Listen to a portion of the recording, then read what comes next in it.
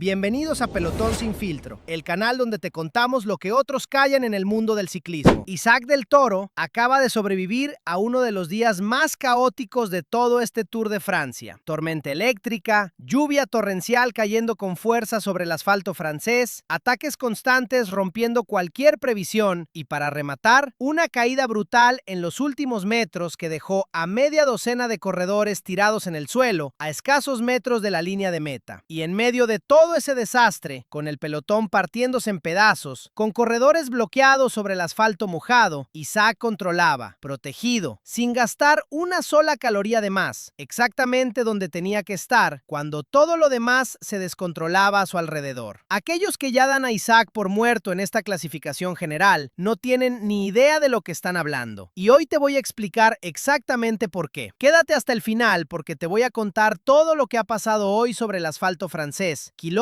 a kilómetro, y por qué esta jornada de caos absoluto es la mejor prueba de que Isaac sigue exactamente donde tiene que estar. Pero antes de arrancar, si te gusta este contenido sobre ciclismo sin filtro, dale like al video, suscríbete al canal y activa la campanita para no perderte ninguna actualización. Esto me ayuda enormemente a seguir trayéndote las últimas noticias del ciclismo cada semana. Ahora sí, vamos al lío. Antes de meternos en el caos de hoy, hay que recordar dónde está Isaac exactamente en esta clasificación general, porque los números siguen contando una historia muy distinta a la que algunos quieren vender. Isaac del Toro sigue en la séptima posición, con el UAE Team Emirates respaldándole públicamente y con la confianza absoluta de que puede volver a asomarse al podio en cuanto la carretera empiece a subir de verdad. Y cada vez que un corredor pierde posiciones en una gran vuelta, hay siempre una parte del público que sentencia inmediatamente su carrera en esa carrera concreta, sin entender que el Tour de Francia dura 3 semanas exactamente por esa razón, porque nadie está acabado hasta que cruza la línea de meta en París. Vamos con la carrera de hoy, porque Isaac tuvo que gestionar una jornada muchísimo más peligrosa de lo que el perfil de la etapa hacía pensar. Lo que sobre el papel era otro día pensado exclusivamente para los velocistas, entre el circuito de Nevers-Magny-Cours y Chalon-sur-Saône, se convirtió en una auténtica guerra de nervios bajo la lluvia. Desde el primer kilómetro, se desató la pelea habitual por formar la fuga del día, con Movistar Team volviendo a mostrarse como uno de los equipos más activos, hasta que finalmente logró consolidarse una escapada de 4 corredores por delante. Isaac, protegido dentro de un pelotón que empezaba a mojarse cada vez más, esperaba con paciencia el momento de máximo peligro, sabiendo que en días de lluvia, la posición dentro del grupo importa muchísimo más que la fuerza en las piernas. Con la mitad de la etapa ya superada, la lluvia empezó a caer con auténtica fuerza sobre todo el recorrido, complicando enormemente las condiciones de carrera y disparando el riesgo de caídas en cada curva mojada del asfalto francés. Y hay un pequeño episodio adicional de la jornada que también generó debate, aunque quedó en un segundo plano por lo que vino después en el último kilómetro. En el sprint intermedio de la etapa, Mads Pedersen cruzó en segunda posición tras el fugado de turno, pero lo hizo desplazándose de forma bastante llamativa hacia las vallas, un movimiento que estuvo a punto de costarle una sanción por parte de los comisarios de carrera. Al final, tras revisar las imágenes, se confirmó su posición sin penalización, pero el episodio es un buen ejemplo de la tensión constante que se respira en cada disputa de puntos intermedios en esta edición del Tour de Francia, donde cada segundo y cada punto de la clasificación de la regularidad se pelean con uñas y dientes entre los mejores velocistas del pelotón. Con la carrera entrando ya en su tramo final y con la fuga reducida a un solo hombre resistiendo con auténtico coraje, la tensión se disparó dentro del pelotón principal. Mads Pedersen, siempre atento a sumar puntos para su clasificación de la regularidad, lanzó varios ataques sucesivos intentando romper el guión previsible de un sprint masivo. Isaac, atento en todo momento a cada movimiento sin necesitar reaccionar a ninguno de ellos, siguió gestionando la jornada con la misma inteligencia que le ha caracterizado durante toda esta primera parte del Tour. Y entonces, con la fuga ya prácticamente neutralizada, llegó uno de los momentos más llamativos de la etapa. Quinn Simmons se lanzó al ataque arrastrando consigo a todo un grupo numeroso de corredores, generando durante varios kilómetros la sensación real de que la victoria podía escaparse del control absoluto de los velocistas. Isaac, siempre protegido, siempre en el sitio exacto donde necesitaba estar, dejó que fueran los propios equipos de los velocistas quienes neutralizaran esa amenaza sin necesitar gastar ni un solo vatio de energía propia. El grupo de Simmons terminó cazado en el descenso posterior a la última cota puntuable del día y con la fuga definitivamente liquidada a apenas 6 kilómetros de meta, todo apuntaba a un desenlace tranquilo en las calles de Chalon-sur-Saône. Pero el Tour de Francia, bajo la lluvia, nunca es tan sencillo como parece sobre el papel. En el último kilómetro, con los equipos de los velocistas ya lanzados a máxima velocidad preparando el sprint definitivo, se produjo una caída brutal que sacudió por completo el desenlace de la etapa. Un grupo de corredores se fue al suelo muy cerca de la cabeza del pelotón, con Fernando Gaviria y el propio ganador de la etapa anterior, Søren Varensholt, entre los implicados directos. La caída dejó a varios corredores completamente bloqueados sobre el asfalto mojado, a escasos metros de la línea de meta, generando escenas de auténtico caos justo en el momento más delicado de toda la jornada. Aunque afortunadamente, ninguno de los implicados sufrió consecuencias de extrema gravedad. Y hay que detenerse un momento más en lo que ha significado esa caída final, porque el nivel de peligro que corrió el pelotón entero en esos últimos metros va mucho más allá de una simple anécdota deportiva. Cuando un grupo de corredores se va al suelo a máxima velocidad, con el asfalto mojado por la lluvia acumulada durante toda la tarde, las consecuencias podrían haber sido muchísimo más graves de lo que finalmente fueron. El hecho de que ni Gaviria ni Varensholt sufrieran lesiones de extrema gravedad, pese a la violencia visible del incidente, es en sí mismo una pequeña buena noticia dentro de una jornada que pudo haber terminado de una forma mucho más dramática para varios protagonistas de este Tour de Francia. Y ese es precisamente el tipo de riesgo constante que corre cualquier corredor en cada etapa, independientemente de su nivel o de su posición en la clasificación general. Un segundo de mala suerte, una rueda que resbala en el momento equivocado, y toda una temporada de trabajo puede quedar comprometida en un instante. Isaac, consciente de ese riesgo constante que acompaña cada jornada de un Tour de Francia disputado bajo la lluvia, gestionó su posición dentro del pelotón exactamente como debía hacerlo un corredor que todavía tiene mucho que pelear en esta clasificación general. No se trata simplemente de tener las piernas más fuertes de la carrera, se trata de saber leer el peligro antes de que ocurra, de colocarse en el lugar correcto del pelotón en el momento adecuado, y de evitar exponerse innecesariamente en jornadas donde el verdadero enemigo no son los rivales directos, sino las propias condiciones de la carretera. Esa capacidad de gestión invisible, que nunca aparece reflejada en ninguna estadística oficial, es exactamente la misma que ha mantenido a Isaac libre de sustos serios durante prácticamente toda esta primera parte del Tour, con la única excepción del desgaste acumulado que terminó pasándole factura hace un par de días. E Isaac, en medio de todo ese pandemonium, atravesó la zona del incidente con la misma calma y el mismo control con los que había gestionado toda la etapa, sin verse envuelto en la caída, sin perder ni un solo segundo respecto a sus rivales directos de la clasificación general, cruzando la línea de meta sano y salvo, mientras a pocos metros por delante, el caos era total. Ese es exactamente el tipo de gestión invisible que nunca sale en los titulares, pero que va sumando, día tras día, la diferencia real entre un corredor que sobrevive con inteligencia a una gran vuelta y uno que no. Y en medio de ese pandemonium, Tim Merlier encontró el hueco perfecto para lanzar su sprint. El belga de Soudal Quick-Step no dio ninguna opción a sus rivales, imponiéndose con autoridad total en Chalon-sur-Saône para sumar una nueva victoria de etapa, confirmando de paso que sigue siendo, sin discusión, la referencia absoluta de los sprints masivos en esta edición de la Gran Boucle. Y hay otro elemento de la jornada de hoy que merece un análisis más detallado, porque explica mucho sobre por qué el desenlace terminó siendo tan caótico, pese a que sobre el papel, la etapa nunca dejó de estar diseñada para los velocistas. La combinación de una fuga que resistió mucho más de lo esperado, con Baptiste Weistrofer convertido de nuevo en el gran animador de la jornada, tras varios días protagonizando este mismo papel, más la lluvia constante durante la segunda mitad del recorrido, más los ataques repetidos de un Mads Pedersen, decidido a no dejar que la etapa se resolviera de forma sencilla, crearon exactamente el tipo de cóctel que suele terminar generando nervios y errores en los kilómetros finales. Cuantos más factores de incertidumbre se acumulan a lo largo de una etapa, mayor es el riesgo de que algo se tuerza justo cuando el pelotón llega más cansado y más tenso a la parte decisiva de la carrera. Y eso fue exactamente lo que ocurrió hoy, con la caída final como consecuencia casi lógica de una acumulación de tensión que se fue construyendo kilómetro a kilómetro durante toda la tarde. Movistar Team, por su parte, volvió a dejar una imagen de equipo comprometido con la búsqueda de oportunidades, intentando colarse en la fuga del día en más de una ocasión, antes de que el férreo control de los equipos de los velocistas terminara neutralizando cualquier intento español. No es la primera vez que esto ocurre en este Tour de Francia, y probablemente no será la última, pero esa insistencia constante, etapa tras etapa, dice mucho sobre la mentalidad de un equipo que no piensa rendirse, hasta encontrar el día exacto donde toda esa energía invertida se traduzca por fin en una victoria de etapa. ¿Creéis que Gaviria y Varensholt han tenido mala suerte al caerse justo en el momento decisivo del sprint de hoy? Déjamelo en los comentarios. Y ahora quiero hablar con total sinceridad de algo que llevo notando desde hace un par de días en los comentarios, en redes sociales, en foros de aficionados al ciclismo. Hay una una parte importante del público que ya ha dado por completamente muerto a Isaac del Toro en esta clasificación general, como si perder 4 posiciones en una sola etapa de montaña significara automáticamente el fin de cualquier aspiración al podio de París. Y esa lectura, con todo el respeto, es sencillamente errónea, y voy a explicar exactamente por qué. Isaac del Toro sigue siendo, a día de hoy, el único corredor que compite oficialmente como gregario de otro líder, y que aún así se mantiene dentro del top 7 de la clasificación general de todo el Tour de Francia. Ningún otro nombre en esa zona alta de la tabla tiene que repartir su energía entre proteger a un compañero de equipo y defender su propio resultado individual. Seixas, Ayuso, Evenepoel, Lipovic, todos ellos corren con la totalidad de sus equipos volcados exclusivamente en su propia clasificación general. Isaac no, y aún así sigue ahí, a un puñado de minutos del podio, con margen de sobra para recortar esa diferencia en cuanto lleguen las etapas que de verdad importan. Y esas etapas están a la vuelta de la esquina. Este fin de semana llega la montaña de los Vosgos, y muy poco después el plató de Solaizón, dos de los escenarios donde Isaac ya ha demostrado este año que puede marcar diferencias reales frente a cualquier rival del pelotón mundial. No hablamos de un corredor sin recorrido en la montaña, hablamos del hombre que decidió con un solo ataque el destino de una etapa entera en el Tourmalet apenas unos días atrás, del corredor que ganó el Dauphiné y la Tirreno Adriático esta misma temporada, con una gestión impecable de sus opciones en carreras de una semana completa. Y hay un dato adicional que conviene subrayar, porque pone en perspectiva el nivel de exigencia que está teniendo esta segunda semana del Tour para prácticamente todos los favoritos de la clasificación general, empezando por el propio Jonas Vingegaard. Matteo Jorgensen, uno de los gregarios de referencia del danés dentro del Visma Lease Bike, está sufriendo muchísimo en las últimas etapas, llegando a perder minuto y medio respecto al pelotón principal en jornadas donde ni siquiera había dificultades de montaña real. Y eso es un problema serio para Vingegaard de cara a lo que viene, porque un líder que llega a los Alpes sin su gregario más fiable en plena forma,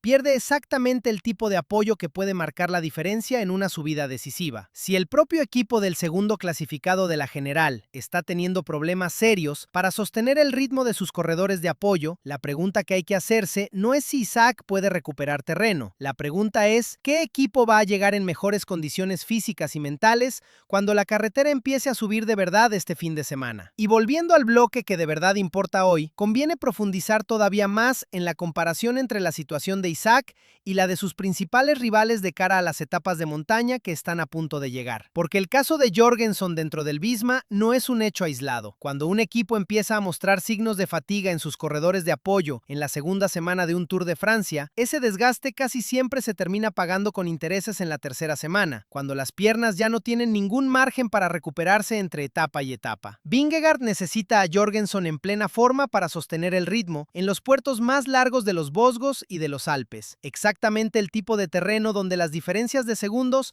se convierten en diferencias de minutos si un líder se queda sin apoyo en el momento decisivo. Isaac, por el contrario, llega a este mismo punto del Tour con un equipo que ha demostrado, etapa tras etapa, una profundidad de plantilla que pocos rivales pueden igualar. El UAE Team Emirates no solo tiene a Pogačar dominando la clasificación general con una autoridad aplastante, tiene también a un Isaac del Toro capaz de sostener el ritmo de los mejores durante toda una etapa de alta montaña, y detrás de ambos, un bloque de gregarios que ha mostrado semana tras semana una solidez que ningún otro equipo del pelotón ha conseguido igualar en esta edición. Esa diferencia estructural entre equipos, más que cualquier análisis superficial sobre quién perdió cuántas posiciones en una etapa concreta, es la que de verdad va a decidir quién llega en mejores condiciones a París cuando se acabe este Tour de Francia. ¿Creéis que Isaac del Toro va a recuperar terreno en cuanto lleguen las etapas de montaña de este fin de semana? Déjamelo en los comentarios. Y hay algo más que conviene decir alto y claro sobre esta tendencia tan extendida de sentenciar carreras enteras después de una sola mala etapa. El ciclismo de las grandes vueltas tiene una memoria muy corta cuando conviene y muy larga cuando no. Hace apenas unos días, cuando Isaac ganaba etapas y defendía el podio con una solidez que sorprendía a media Europa, nadie hablaba de las dificultades añadidas de competir siendo gregario oficial de otro corredor. Ahora que ha tenido un mal día, de repente esa misma circunstancia se convierte en la prueba definitiva de que nunca tuvo verdaderas opciones. Ninguna de las dos lecturas es del todo justa por sí sola. La realidad, como casi siempre en el deporte de alto nivel, está en un punto intermedio. Isaac tiene un obstáculo real que otros rivales no tienen, y aún así, pese a ese obstáculo, sigue estando más cerca del podio que la inmensa mayoría de corredores que han competido en este Tour de Francia, sin ninguna responsabilidad añadida más allá de su propio resultado. Mañana el Tour de Francia continúa con la 13ª etapa, entre Dole y Belfort. Francfort, una jornada de media montaña que empieza a anticipar lo que se viene en los próximos días. Los Vosgos ya están ahí, cada vez más cerca, y con ellos la primera oportunidad real para que Isaac del Toro demuestre que todo lo que se ha dicho estos días sobre su recuperación no eran solo palabras de un equipo intentando calmar a su afición, sino la constatación de que el margen que le separa del podio sigue estando perfectamente a su alcance. Y esa es la historia que de verdad importa de este Tour de Francia hasta ahora. No la de un corredor acabado tras un mal día, la de un mexicano de 22 años que incluso en su peor momento de la carrera sigue estando más cerca del podio de lo que cualquier analista europeo se atrevía a imaginar cuando esta edición arrancó en Barcelona, y que hoy, en pleno caos bajo la tormenta, ha vuelto a demostrar exactamente la inteligencia que le mantiene en esta pelea. ¿Creéis que los que dan por muerto a Isaac del Toro se van a comer sus palabras cuando lleguen los Vosgos y el plató de Soleilson? Dejádmelo en comentarios y vamos todos a apoyar al Torito aquí abajo. Y hasta aquí el video de hoy, fanáticos del pedal. Si todavía no le has dado like, hazlo ahora. Suscríbete al canal si aún no lo has hecho y activa la campanita para no perderte nada de lo que viene mañana. Nos vemos mañana en el Tour de Francia.